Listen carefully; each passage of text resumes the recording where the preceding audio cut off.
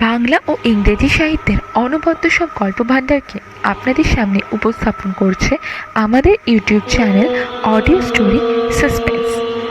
আজ আপনাদের জন্য অডিও স্টোরি সাসপেন্সের পক্ষ থেকে রয়েছে শুভ্রনীল চক্রবর্তীর লেখা দ্বারকাক। গল্প পাঠে আমি শিল্পা। শুরু করছি আমাদের আজকের গল্প দ্বারকাক। ভোরবেলায় একটা ভয়ার্ত চিৎকার করে ঘুম থেকে জেগে উঠল মিতালি। পাশে নবীন ঘুমিয়েছিল, এবার তারও ঘুম ভেঙে গেল। ঘুম জড়ানো গলায় সে জিজ্ঞাসা করল, কি হলো? আজকেও আবার তুমি ওই সব আবিজাবি স্বপ্ন দেখেছ? চাপা গলায় মিতালি বলল, হ্যাঁ জানো, এবারে ওটা আরো প্রকট, আমার আরো কাছে এগিয়ে এসেছে। ঠোঁট দুটো রক্ত পিপাসু, আমার বুক টুকরে টুকরে রক্ত বার করে খেতে চায়। নবীন ঘরের আলোটা ঝেলে মিতালির হাতটা ধরে বলল, মিতা, তুমি কেন বুঝতে পারছো না এসব তোমার মনের ভুল? তোমার মনের ভেতরের ভয়টার জন্যই তুমি এইসব আজগুবি জিনিস স্বপ্ন দেখো। কোনো চিন্তা নেই, তুমি ওষুধগুলো কন্টিনিউ করো, ডাক্তার যেরকম বলেছে সেরকম ভাবে মেডিটেশন করো, দেখবে ভালো হয়ে যাবে। নবীন, আমি আর বেশি দিন বাঁচবো না। কি মুশকিল, সব ফালতু জিনিস কেন বিশ্বাস করে বসে আছো আমি বুঝি না। আমি বললাম তো তোমার কিছু হয়নি, কিচ্ছু হবে না। আর সামনের সপ্তাহে সাইকিয়াট্রিস্টের কাছে তোমাকে নিয়ে যাব, বললাম তো। আর ডাক্তার দেখিয়ে কোনো লাভ আছে বলে তোমার মনে হয়? ফুপিয়ে উঠল মিতালি। দুজন ডাক্তার দেখালে তারা কেউ কিছু করতে পারলো? জানো, আগের থেকেও কত ভয়াবহ হয়ে উঠেছে ওই আপদগুলো। রাতে আমার ঘুম হয় না, চোখ বুঝলে মনে হয় ওরা আমার জন্যই অপেক্ষা করে বসে আছে। ওরা আমায় শেষ করে দেবে নবীন। আমি বলছি তোমায়, তুমি কেন বিশ্বাস করছো না? উল্টে আমায় পাগল ভাবছো, তাই সাইকিয়াট্রিস্টের কাছে নিয়ে যেতে চাও? তাহলে তুমি কি বলতে চাও?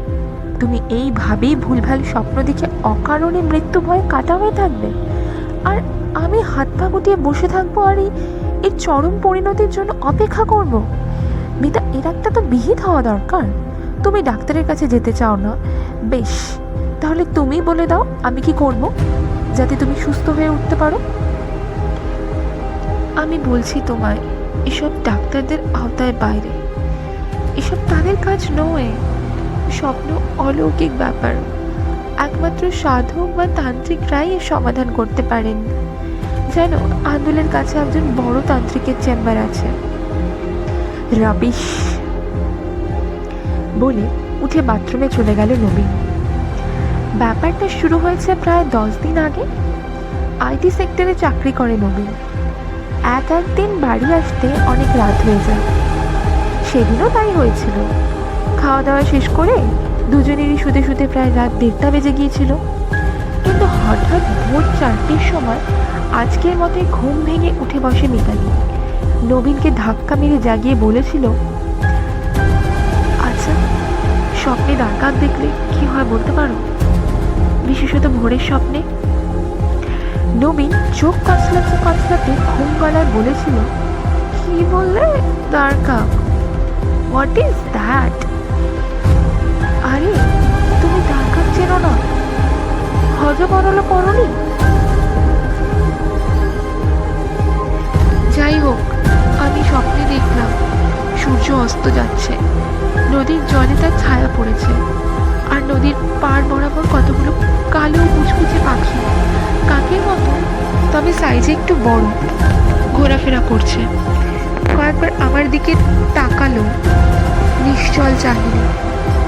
কিরকম ভয় ভয় লাগলো। তো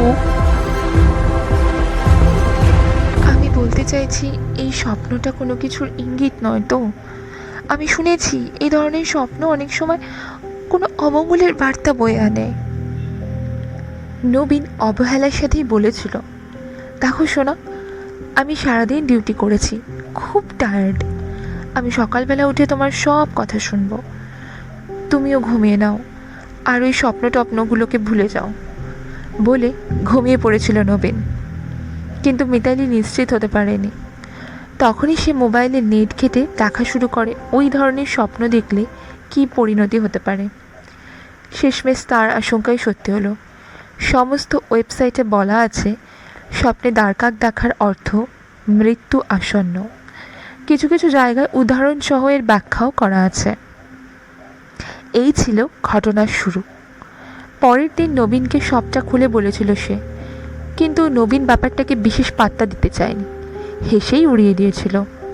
বলেছিল, সারাদিন কাজ নেই, একা একা ঘরে বসে থাকো, এমন উদ্ভট খেয়াল তো আসবেই। বাইরে বেরিয়ে লোকদের সাথে দুটো কথা বললেও মনের পরিবর্তন হয়, কিন্তু তোমার মতো লাজুক মেয়েকে সে আর কে বোঝাবে। ও তুমি চিন্তা করো না, আমি না হয় তোমার জন্য অফিস থেকে পেন ড্রাইভ করে ভালো ভালো মজার মুভি আর ওয়েব সিরিজ আনবো। দেখবে তোমার মন ভালো হয়ে যাবে, আর সব আজগুবি স্বপ্ন দেখবে না। আরে বোকা, স্বপ্নটাই স্বপ্নই। ওই স্বপ্ন দেখলে রাজা উজির হব আর ওইটা দেখলে মরে যাব, এসব কোনো কাজের কথা হলো? খামোকা ভয় পাচ্ছ তুমি। কিন্তু মিতালির মন থেকে ভয় যায়নি স্বপ্নটাও। প্রতিদিনই স্বপ্নে মিতালি দেখতে পায় তার দ্বারকাক বেশি মৃত্যুদূতকে। একটা জিনিস মিতালি লক্ষ্য করেছে, প্রতিদিনই যেন স্বপ্নটা তার কাছে আরও প্রকট হয়ে ধরা দিচ্ছে। মনে হচ্ছে দ্বারকাগুলো আরও জীবন্ত হয়ে উঠছে, দিন দিন তার কাছে এগিয়ে আসছে, আর এইভাবেই একদিন ঘাতক হয়ে উঠবে তারা। ফলে মিতালির চোখে ঘুম নেই। এই কদিনেই সে একবারও শান্তিতে দু চোখের পাতা এক করতে পারেনি। শেষ রাতের দিকে যাও বা ঘুম আসে, ভোর হতে না হতেই আবার সেই একই ভয়াল ছবি চোখের সামনে ভেসে ওঠে। ডাক্তারের কাছে গিয়েও কোনো ফল হয়নি। দুজন ডাক্তারই গদ বাঁধা সেই একই কথা বলেছেন যে দুঃস্বপ্নের মূল কারণ হলো ডিপ্রেশন, আর তা আসছে একাকিত্ব বোধ থেকে। কোথাও থেকে ঘুরে এলে বেটার হবে। কিন্তু নবীনের হাতে ছুটি নেই এই মুহূর্তে। বাবা মার কাছে গিয়ে থাকার উপায় নেই। পালিয়ে বিয়ে করা ইস্তাক তাদের সাথে মুখ দেখাদেখি বন্ধ। অতএব সেগুড়ে বালি। আবার একজন ডাক্তার বললেন, একবার নিজেদের ফার্স্ট ইস্যুর কথা ভেবে দেখতে ক্ষতি কি, এতে মনের একটা পরিবর্তন হতে পারে। মিতালির খানিকটা ইচ্ছে ছিল, কিন্তু নবীনের একদমই মত নেই।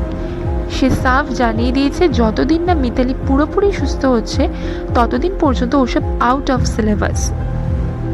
ফলে ওষুধ আর মেডিটেশনেই কাজ চালাতে হচ্ছে, কিন্তু তাতে কোনো উপকার হয়নি। ইদানিং শুধু স্বপ্নে নয়, জেগে থাকা অবস্থায় চোখ বুজলেও যেন মিতালি ওই দ্বারকাকগুলোকেই দেখতে পায়, কালো কালো চেহারার কতগুলো বিভৎস পাখি। বাড়ির কার্নিশে বসে আছে আর এক দৃষ্টে লক্ষ্য করছে। ক্রমশ এগিয়ে আসছে। ওরা মৃত্যু চায় শুধু, আর কিচ্ছু না, শুধু মৃত্যু। সেদিন সন্ধ্যায় নবীন বাড়ি ফিরে এলে মিতালি তাকে বলল, নবীন প্লিজ আমার কথাটা একবার ভেবে দেখো। তুমি চাও না আমি এই যন্ত্রণা থেকে মুক্তি পাই? কি ভাবার কথা বলছো? ওই যে আন্দুলের তান্ত্রিক? মিতালি, তুমি ভালো করেই জানো আমার এসবে বিশ্বাস নেই, তাও কেন জোর করছো বলো তো? বরং তোমাকে যে জিনিসগুলো ফলো করতে বলা হয়েছে সেগুলো ঠিক করে করো।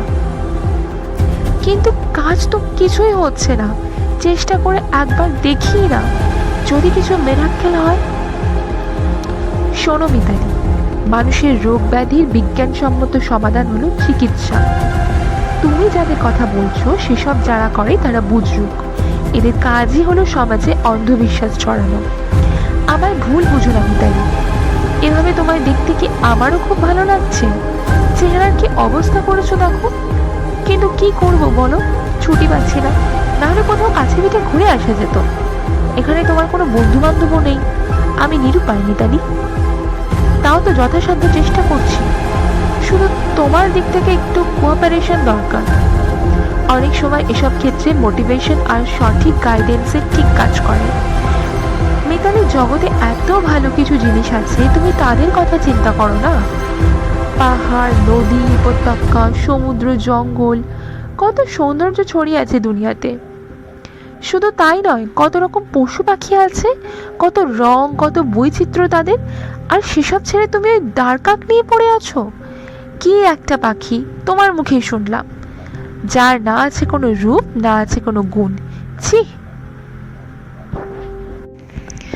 আমি কি আর ভাবি, আমার স্বপ্নে ওরা আসে। আর আসবে না, এই তো আমি আছি তোমার পাশে, ভয় পেও না। ডারকাক তোমার কিচ্ছু করতে পারবে না। তোমার জন্য একটা খুব সুন্দর জিনিস এনেছি। বলতে বলতে পেন ড্রাইভটা বার করলো নবীন। নবীন ঠিক করেই রেখেছিল আজ সে ঘুমাবে না। যত কষ্টই হোক না কেন, মিতালির যতক্ষণ না ঘুম আসে ততক্ষণ সেও দু চোখের পাতা এক করবে না। কিন্তু এক সময় দুজনেই ঘুমিয়ে পড়ল। আর ভোর রাতে মিতালির পরিত্রাহী চিৎকারে সারা বাড়ি কেঁপে উঠল। কি হলো সোনা, কি হয়েছে? থরথর করে কাঁপছিল মিতালি। নবীনকে জড়িয়ে ধরেই কেঁদে ফেলল সে। আমি আর সহ্য করতে পারছি না, কিছুতেই না, প্লিজ আমায় বাঁচাও, আমাকে ওরা মেরে ফেলবে। একই স্বপ্ন? হ্যাঁ হ্যাঁ, কিন্তু এবার কি দেখলাম জানো, তুমি সন্ধ্যেবেলায় যে পাখির ভিডিওগুলো দেখাচ্ছিলে, ওই সবকটা রং বেরঙের পাখি নিমেষের মধ্যে পাল্টে গিয়ে ডারকাক হয়ে গেল। এক মুখ, এক চেহারা, আর প্রত্যেকে সে এক চাহনি। আমি একটা মরুভূমিতে শুয়ে আছি, মৃত। কতগুলো শকুন আমার মাংস খেতে আসছিল, তারাও সব পাল্টে গিয়ে ডারকাক হয়ে গেল। প্রায় হাজার হাজার ডারকাক আমার দিকে এগিয়ে আসছে। ওদের দৃষ্টিতে মৃত্যু। বলে জ্ঞান হারালো মিতালি। নবীন ব্যস্তভাবে মিতালির নাম ধরে ডাকলো, দুবার গালে থাপ্পড় মারলো আস্তে করে। তারপর এক গ্লাস জল এনে ছিটিয়ে দিল তার মুখে। খানিকক্ষণ বাদে মিতালির চোখ মেলল। নবীন ব্যগ্রভাবে তার মুখের উপর ঝুঁকে পড়ে বলল, মিতালি ঠিক আছো?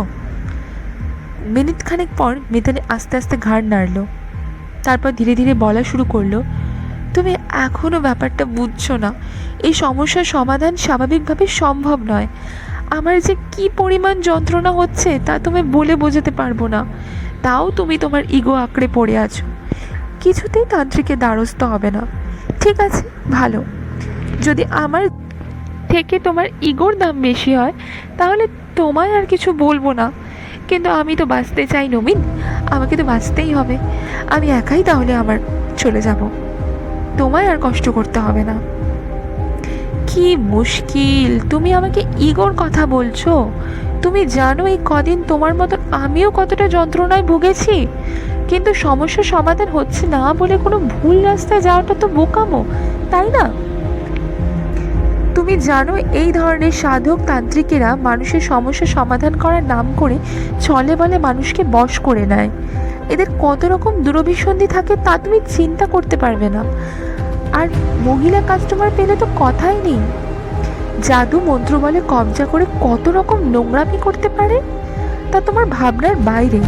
তোমায় বললাম তো পরের উইকে সাইকিয়াট্রিস্টের কাছে তোমায় নিয়ে যাব। এই উইকে অ্যাপয়েন্টমেন্ট পাইনি, কি করবো বলো? যে যন্ত্রণা পাচ্ছি তার থেকে বয়স হয়ে থাকাও ভালো, টিল করে তো মরতে হবে না। তারপর ব্যাকুলভাবে নবীনকে আঁকড়ে ধরে মিতালি বলল, একবার চেষ্টা করেই দেখো না, আমি কথা দিচ্ছি যদি কাজ না হয় তাহলে যা বলবে সব মেনে নেব। যে ডাক্তারের কাছে নিয়ে যাবে তার কাছেই যাব। প্লিজ একবারটি নিয়ে চলো লক্ষ্মীটি, প্লিজ। মিতালির কাতর কাকুতি মিনতিতে শেষ পর্যন্ত রাজি হলো নবীন। নিচু গলায় বলল, ঠিক আছে, এতবার যখন বলছো নিয়ে যাব তোমার। আফটার অল তোমার সুস্থ করে তোলাটাই যখন লক্ষ্য। খোঁজ না উনি কখন বসেন, কবে বসেন। পরের দিনে অ্যাপয়েন্টমেন্ট মিলল সেই তান্ত্রিকে। মিতালি আর নবীন এখন বসে আছে চেম্বারের বাইরে, শেয়ার করে রাখা বেঞ্চিগুলোর একটাতে। মিতালি আর নবীন ছাড়াও আরও প্রায় 15 লোক বসে আছে বেঞ্চিগুলোতে। মিতালিদের নাম রয়েছে 3 নম্বরে। 2 নম্বর জন বেরিয়ে আসতেই ভেতর থেকে কম্পাউন্ডার সদৃশ্য একজন তান্ত্রিকের চালা মিতালির নাম ধরে ডাকল। মিতালি আর নবীন ভেতরে ঢুকল। একটা নোংরা ভুচ্ছি মতো ঘর, খুব লো পাওয়ারের একটা বাল্ব জ্বলছে। ঘরের মাঝে একটা ডেস্কের ওপর কিছু পুঁথি আর কিছু যজ্ঞের জিনিসপত্র রাখা। তার পাশে বসে আছেন তান্ত্রিক ঠাকুর। তান্ত্রিক কৃতীন্দ্র নারায়ণ বর্ণের নামের মতোই চেহারাটিও জম্পেশ। বসা অবস্থাতেই দেখে মনে হয় প্রায় 6.5 ফুট উচ্চতা, কাঁধ পর্যন্ত নেমে আসা চুল, মোটা গোঁফ। নবীন চুপি চুপি মিতালির গা টিপল, নিচু গলায় বলল, সাবধান, একে দেখে সুবিধার লোক মনে হচ্ছে না। মিতালির চোখের ইশারায় নবীনকে চুপ করতে বলল। তান্ত্রিক মশাই গমগমে গলায় তাদের দুজনকেই বসতে বললেন। তারপর স্থির দৃষ্টিতে নিরীক্ষণ করতে লাগলেন দুজনকে। স্বপ্ন দেখার ভয়ে আগের দিন সারা রাত ঘুমোয়নি মিতালি। জোর করে জেগে থেকেছে, কিন্তু এখন খুব ঘুম পাচ্ছে তার। সোজা হয়ে বসতেই পারছে না। এর মধ্যেই ঢুল খেয়ে 3 বার মাথা নবীনের কাঁধে গিয়ে পড়ল। তান্ত্রিক বললেন, সমস্যা, ঘোর সমস্যা। এত জোর গলায় বললেন যে মিতালির চটক ভেঙে গেল। চোখ খুলে সে ফ্যালফ্যাল করে তাকিয়ে রইল। নবীন মনে সুখ পাচ্ছিল না, তার মধ্যে এই বিটকেল আওয়াজ আরও মেজাজ বিগড়ে দিল তার। তাই বেশি ভনিতা না করে আসল কথাটা বলতে উদ্যত হলো সে। কিন্তু তান্ত্রিক তার আগেই বলে উঠলেন, তোর সমস্যা বড় গুরুতর মা, সে আমি বুঝতে পেরেছি। তুই তার থেকে মুক্তি পেতে চাস, তাই আমার কাছে এসেছিস, ঠিক? মিতালি কোনো রকমে বলল, হ্যাঁ বাবা, আপনি তো সবই জানেন, আমার উদ্ধার আপনিই করতে পারবেন বাবা। তবু তুই নিজের মুখে একবার সবটা বল মা, তোর মন হালকা হবে, আমারও কাজের সুবিধা হবে। মিতালি সবকিছু খুলে বলল। বলতে বলতে তার গলা কেঁপে যাচ্ছিল 2-1 বার। তান্ত্রিক মশাই শব্দ শুনলেন, তারপর বিড়বিড় করে বললেন, তার কাক, ঘোর অমঙ্গল, ঘোর অমঙ্গল। তোর উপর অশুভ শক্তির ছায়া পড়েছে মা, মৃত্যু তোকে শোষণ করে নিতে চাইছে।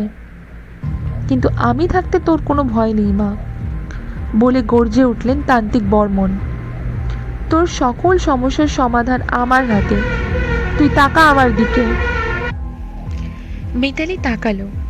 আগুন চোখে তার দিকে খানিকক্ষণ তাকিয়ে রইলেন তিনি। তারপর তিনি বাঁ হাতের কোড়ে আঙুলটা দিয়ে মিতালির 2 ভুরুর মাঝে স্পর্শ করে বিড়বিড় করে মন্ত্র পড়তে লাগলেন। মাঝে মধ্যে ডেস্কের ওপর রাখা একটা কুশির মতো বাটি থেকে একটা লালচে রঙের দ্রবণ অন্য হাতের আঙুলে ডুবিয়ে মিতালির কপালে লেপে দিতে লাগলেন। ক্রমে মিতালির চোখ জড়িয়ে এলো, সে তাকিয়ার উপর এলিয়ে পড়ল। তান্ত্রিক মশাই এবার একটা নতুন মন্ত্র উচ্চারণ করতে করতে একটা বাটিতে রাখা বেশ খানিকটা থকথকে জিনিস তুলে ঘুমন্ত মিতালির কপালে লেপে দিলেন। তারপর নবীনের দিকে ফিরে বললেন, এবার আপনি বাইরে গিয়ে বসুন, ও এখন ঘুমোচ্ছে। এই সুযোগে অশুভ আত্মাকে মন থেকে বার করতে হবে। মানেটা কি? আপনি বন্ধ ঘরে আমার স্ত্রীর সঙ্গে একা থাকবেন, আর আপনি? অবুঝ হও না বৎস, আমি যা করছি তা তোমাদের মঙ্গলের জন্য। কেসটা খুবই জটিল, আর ওই দ্বারকাকে বের করে আনার মহেন্দ্রক্ষণ এখনই। কাজেই যা বলছি তাই করো। নবীন তবু জোরাজুরি করতে যাচ্ছিল, কিন্তু তান্ত্রিক ঠান্ডা গলায় তাকে বললেন, তোমার বউয়ের কোনো ক্ষতি হবে না। আজ পর্যন্ত কোনো নারী আমার হাতে আক্রান্ত হয়নি, কিন্তু তুমি এখন যদি অবুঝের মতো কাজ করো তাহলে তোমার বউয়ের বিপদ বাড়বে বই কমবে না।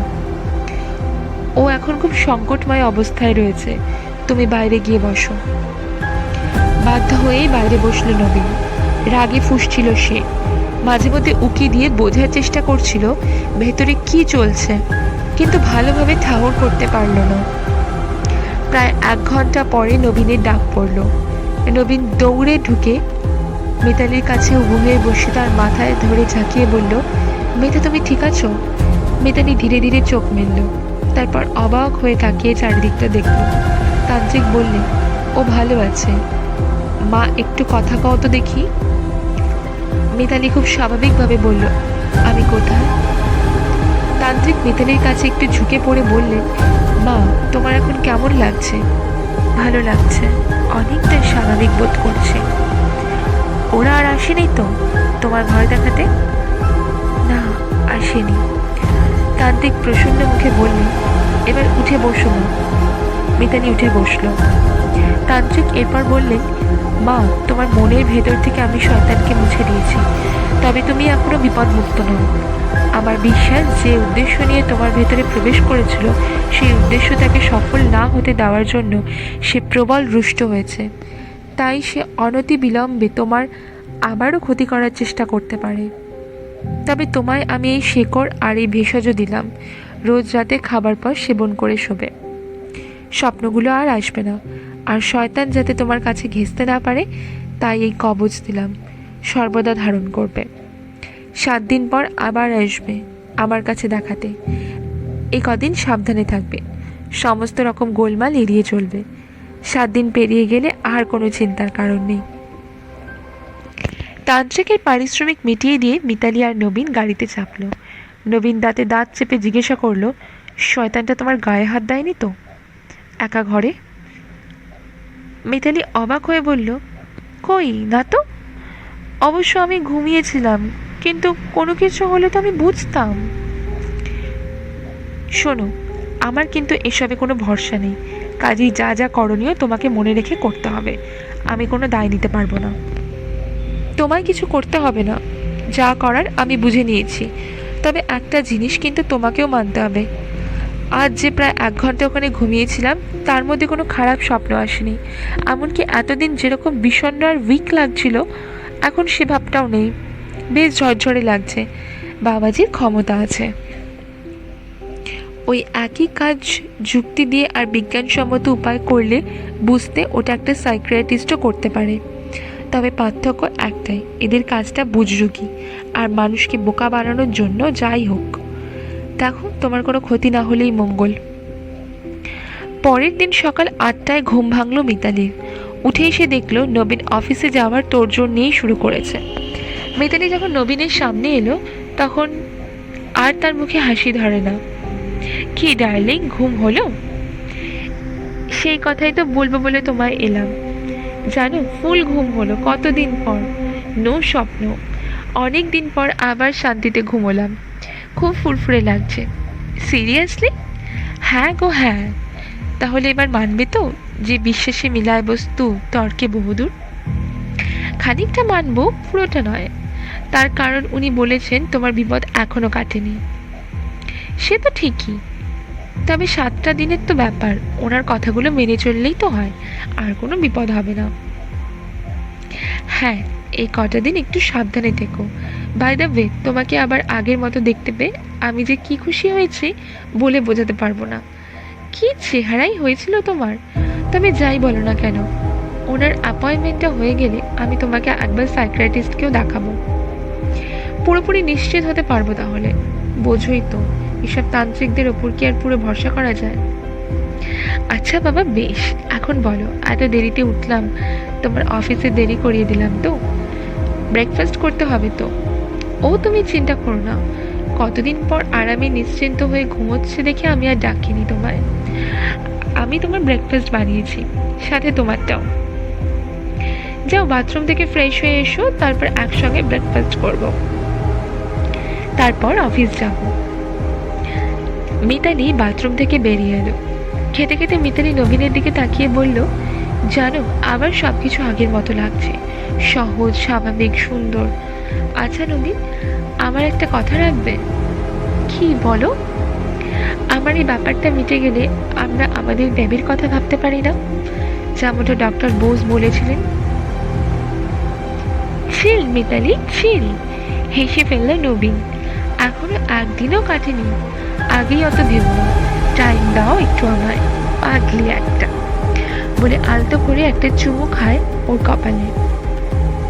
অফিস যাওয়ার সময় আবার বউকে একটু আদর করে দিল তুমি, বলল সাবধানে থেকো, আর ওই বুজরুক বাবা যেমন বলল মেনে চলো। আর কি বলবো, একা বেরোতে যেও না বা অপরিচিত লোকের সাথে কথা বলো না। Take care, bye. তুমিও সাবধানে যাও আর তাড়াতাড়ি বাড়ি ফিরে এসো, বলে মিতালিও নবীনকে চুমু দেয় একটা। নবীন রওনা হয়ে গেল। মিতালি প্রসন্ন মনে ভেতরে এসে ঢুকলো। যাক, তান্ত্রিকের চিকিৎসা ভালো কাজ দিয়েছে। নবীনটা শুধু শুধু চিন্তা করছিল, কিন্তু এ কি, শরীরটা একটু গুলিয়ে উঠল না? মাথাটাও কিরম ঝিমঝিম করে উঠল। মিতালি অবাক হয়ে ভাবল, কি হচ্ছে তার? পরক্ষণেই আবার নিজের প্রবোধ দিয়ে বলল, এতদিন এত দুশ্চিন্তার ভয়ে নিয়ে কাটিয়েছে, তারই আফটার শক হয়তো। আর একটু শুয়ে নিলেই ঠিক হয়ে যাবে ভেবে বিছানায় টান হয়ে নিল মিতালি। গাড়িটা সিগন্যালে থেমেছিল। হঠাৎ নবীনের একটা ফোন এলো। নাম্বার আর নামটা দেখে নবীন সচকিত হয়ে উঠল। তারপর ফোনটা ধরল। তারপর বলল, হ্যালো, পিউ বলছো? হ্যাঁ শোনো, একটা জরুরি কথা আছে। তুমি যে ওষুধটা খাওয়াতে বলেছিলে ওটা দিয়েই কাজ চলছিল, আর কদিন চললেই কাজ হাসিল হয়ে যেত। কিন্তু কে এক তান্ত্রিক এসে সব মাটি করে দিল। না, কোনো কাজই হলো না কাল, ওভারডোজ দেওয়া সত্ত্বেও। সে যাই হোক, সত্যি কথা বলতে কি, আমার এই ধানাই পানাই আর ভালো লাগছিল না, তাই আজ ওর ব্রেকফাস্টের মধ্যে সামান্য একোনাইট মিশিয়ে দিয়েছি। মোটামুটি 2 ঘন্টার মধ্যেই কাজ শুরু করে দেবে, একদম নিশ্চিত মৃত্যু। না না, কোনো হঠকারিতা করিনি আমি, আমার আর ভালো লাগছিল না, ব্যাস। কি বলবো? কি বলছো, ধরা পড়বো কি না? অত কাঁচা কাজ আমি করি ভেবেছ? এই বিষ ফরেন্সিকেও ধরা পড়বে না, সবাই ভাববে ন্যাচারাল ডেথ। না না, এবারে আর কোনো তান্ত্রিক জাদু টাদু খাটাবে না, পুরো শিওর। বিষ পেটে গেলে কি আর জাদু করে মানুষকে বাঁচানো যায়? হ্যাঁ, একটু ঝক্কি হয়তো পোয়াতে হবে, তবে একটু মোটামুটি শিওর যে আমাদের দুজন এক হতে আর কোনো বাধা থাকবে না। ওকে, বাই সুইটহার্ট, অফিসে দেখা হবে।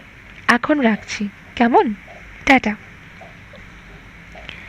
ফোনটা কেটে দিল নবীন। তার কাক মৃত্যুর দূত আর মিতালির বলা বিশ্বাসে মিলায় বস্তু, এই দুটো কথা মনে পড়তে তার সারা মুখে একটা কুটিল হাসি খেলে গেল। এতক্ষণ আপনারা শুনলেন শুভ্রনীল চক্রবর্তীর লেখা দ্বারকাক। গল্পটি যদি আপনাদের ভালো লেগে থাকে তাহলে অবশ্যই লাইক, শেয়ার এবং কমেন্টের মাধ্যমে জানাবেন। আমাদের চ্যানেলে আরও নতুন নতুন গল্পের আপডেট পেতে সাবস্ক্রাইব করুন আমাদের YouTube channel audio story suspense. শুভরাত্রি, ভালো থাকবেন, সুস্থ থাকবেন।